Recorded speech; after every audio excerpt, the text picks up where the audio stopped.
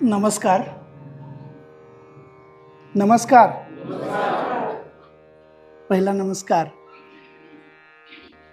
समोरच्या साधकांसाठी, त्यानंतर नवविधा योगाचे अष्टांग, सप्तचक्र, षड्रिपू, पंचमहाभूत, अंतकरण चातुष्य,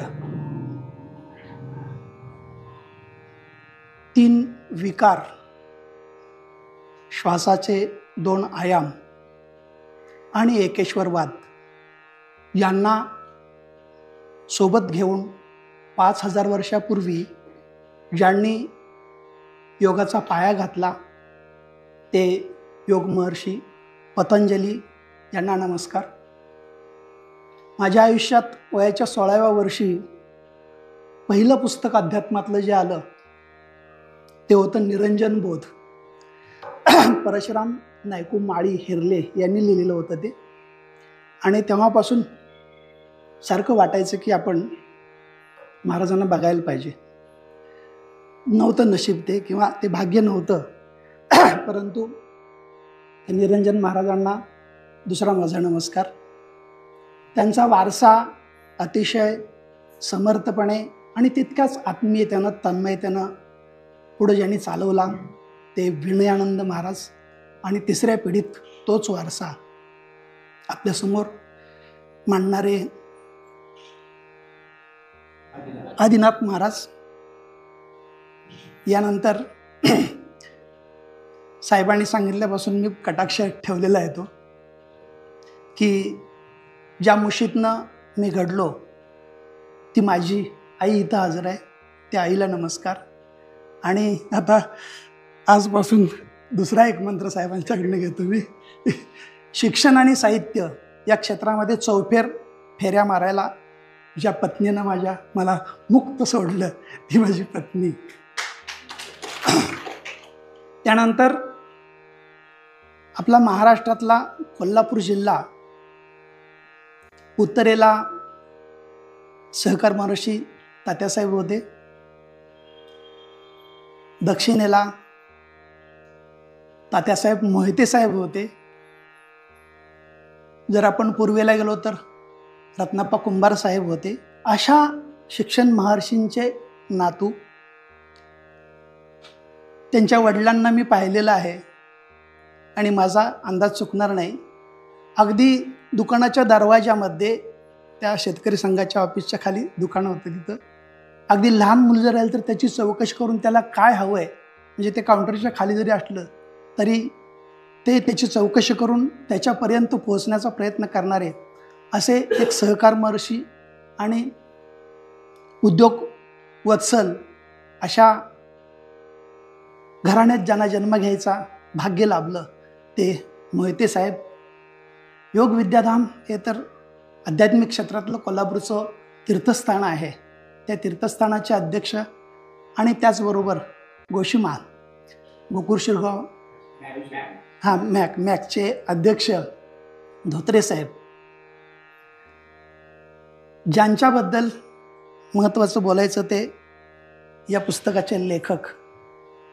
साधारण 4-5 वर्षापूर्वी संध्याकाळी एकदम मला फोन आला आणि म्हणले, निकाडे तुम्ही कुठं राहता हो? म्हणलं पोहाळ्याच्या डोंगरात राहतोय मी. हां, मग त्या पोहाळ्याच्या डोंगरातल्या वाघाला मला भेटायला यायचं आहे.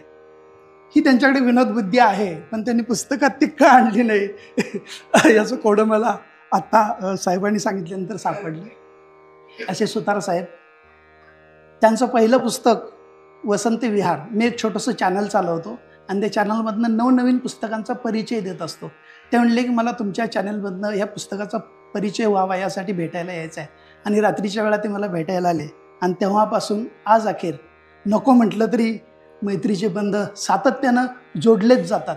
मग ते साहित्याच्या निमित्तानं असेल, व्यवसायाच्या निमित्तानं असेल, आणि त्यांच्या घरचा स्नेह, त्यांच्या घरचं वात्सल्य एखाद्या वडाच्या पारंब्यासारखं आहे. केवळ सुतारसाहेबच नाही, आईसाहेब, त्यांचे दोन्ही चिरंजीव लक्ष्मणासारखे असणारे, त्यांच्या लेकीसारख्या असणाऱ्या सुना, आणि नातवंड तर बाळगोपाळांसारखे आहेत. त्या सगळ्यांचा लळा लागलेला आहे. आता महत्त्वाचं म्हणजे ज्यांच्या सहवासात गेली 25 वर्षे मी आहे, ज्यांनी खऱ्या अर्थानं समाजभान जपलेलं आहे. एक एक गोष्ट सांगायचं म्हटलं तर अगदी आत्म भरून येतं अशा प्रकारची कृती आहे. नुसती उक्ती नाही आहे, नुसतं बोलून जाणं नाही आहे, ते कृतीतून ते दाखवत असतात. ते मला वडील बंधूसारखे असलेले, फक्त एका आईच्या पोटी आम्ही जन्म घेतला नाही इतकंच, पण प्रत्येक सुखदुःखात आम्ही एकमेकाच्या सहभागी असतो. असे गायकवाड साहेब. शिक्षण क्षेत्रात आज बोट दाखवावा असा अधिकारी उरलेला नाही. पण साहेबांची जी गोष्ट सांगितली की साहेब शाळेच्या तपासणीला सुद्धा स्वतःचा डबा घेऊन जायचे, गोष्ट खरी आहे ती. आणि आजपर्यंत हजारो व्याख्यानं दिलेली आहेत. आईची महती, आई संबंध, नातेसंबंध आणि समाजभान याच्यावर ते बोललेले आहेत. आणि त्यांच्या जरी कोणी बोलवलं नाही तरी त्यांचं व्याख्यान आहे असं समजल्याबरोबर मी तिथं जात असतो आणि ते ऐकत असतो, पुन्हा पुन्हा ऐकत असतो. याचं कारण एक गायकवाड साहेब ऐकणं म्हणजे 100 पुस्तकं वाचल्यासारखं आहे. प्रचंड वाचनाचं वेड आहे त्यांना, आणि त्याशिवाय इतका मनुष्य बोलू शकत नाही किंवा सांगू शकत नाही. आणि ज्यांचं कृपाछत्र लाभलेलं आहे मला, ते आदरणीय गायकवाड साहेब. मी आपणा साधकांना सुरुवातीलाच नमस्कार केलेला आहे सगळ्यात पहिल्यांदा. तर या पुस्तकामध्ये सुतार साहेबांनी योगाच्या ज्या 4 प्रमुख विधा सांगितल्या जातात किंवा भाग सांगितले जातात, राजयोग, ज्ञानयोग, कर्मयोग, आणि या सगळ्या योगाचं एकवटलेलं आहे. एक एक उदाहरण सांगतो मी फक्त. जर आपण याच्यामधलं आरत्यांचा भाग बघितला तर अध्यात्माचा भाग त्याच्यामध्ये आलेला आहे. याच्यातला व्यायामाचा भाग बघितला तर राजयोग, अष्टांगयोग किंवा आपण ज्याला प्रामुख्यानं ज्या योग आपण ज्याला प्रामुख्यानं म्हणतो तो योग त्याच्यामध्ये आलेला आहे.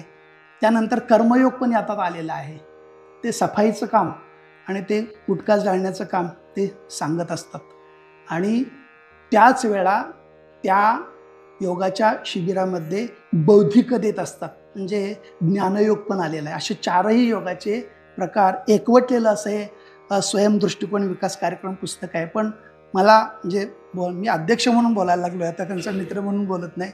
पण अजून हे मला पुस्तक मोठं व्हावं असं वाटतंय. अगदी संक्षेपणा त्यांनी दिलेलं आहे. पण ज्यांना सुरुवात करायची आहे साधनेमध्ये, ज्याला अध्यात्मामध्ये प्रवेश करायचा आहे, त्याच्यासाठी निश्चित हे पुस्तक उपयुक्त आहे, चांगलं आहे आणि पुरेपूर मार्गदर्शन त्यांनी करायचा प्रयत्न केलेला आहे.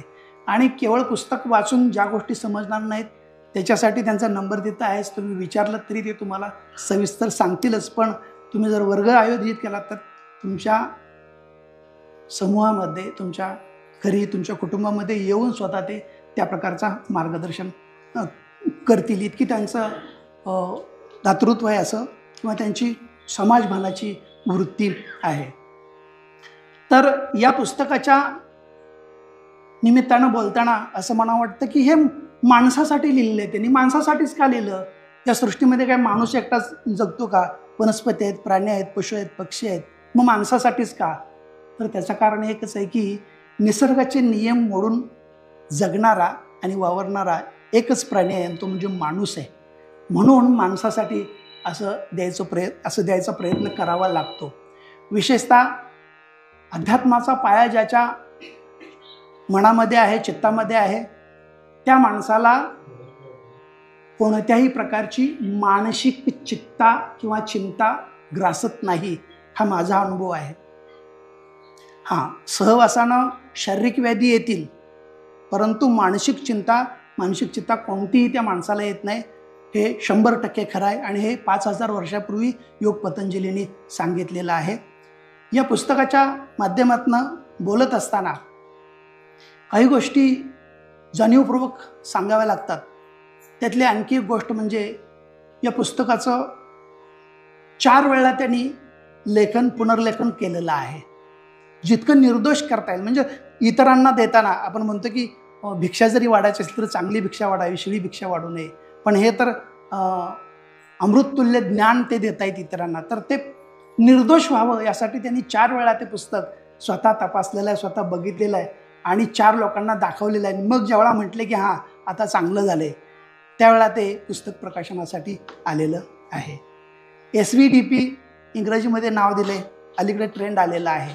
जर असं लोकांना काहीतरी नवीन पाहिजे असेल तर N2P SVDP असं काहीतरी पाहिजे असतं, त्या दृष्टिकोनातनं ते नाव त्यांनी दिलेलं आहे.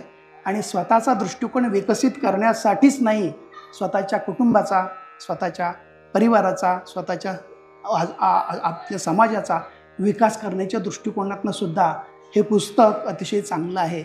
आणि त्याची अशी सविस्तर मांडणी त्या पुस्तकात केली आहे. म्हणजे केवळ माझ्यासाठी नाही, माझ्या परिवारासाठी आणि माझ्या कुटुंबासाठी, माझ्या शेजाऱ्यांसाठी किंवा समाजासाठी सुद्धा मी काहीतरी करायला पाहिजे, मी काहीतरी देणं लागतो, हे सांगायचं काम या पुस्तकाच्या माध्यमातून त्यांनी केलेलं आहे. लवकरच या पुस्तकाची आवृत्ती यावी, इंग्रजीमधली यावी, हिंदीमधली यावी, अधिक विस्तृतपणे यावी एवढंच मी म्हणतो. कारण इतर भाषेमध्ये जर पुस्तक गेलं तर आपल्याकडं आपल्यापैकी बऱ्याच लोकांना योग, राजयोग, अष्टयोग किंवा समाधी हे सगळं माहीत आहे, थोडंफार तोंड ओळखीनं का माहीत आहे, पण हिंदी किंवा इतर भाषेतल्या माणसाला त्याची ओळख असणार नाही.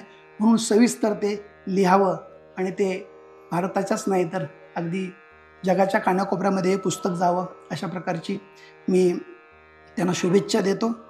आणि या कार्यक्रमाचं अध्यक्षपद मला का दिलं असेल, खरं तर स्टेजवरच्या सगळ्या लोकांच्यामध्ये मी सर्वात लहान वाटतो.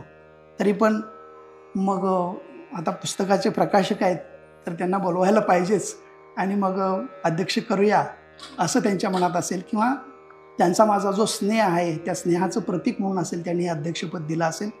त्यांनी अध्यक्षपद दिलं त्याच्याबद्दल त्यांना मी धन्यवाद देतो. मी माझ्या मोडक्या तोडक्या वाणीतनं ज्या 4 गोष्टी सांगितल्या त्या ऐकून घेतल्या. तुम्हा सर्वांना धन्यवाद देतो.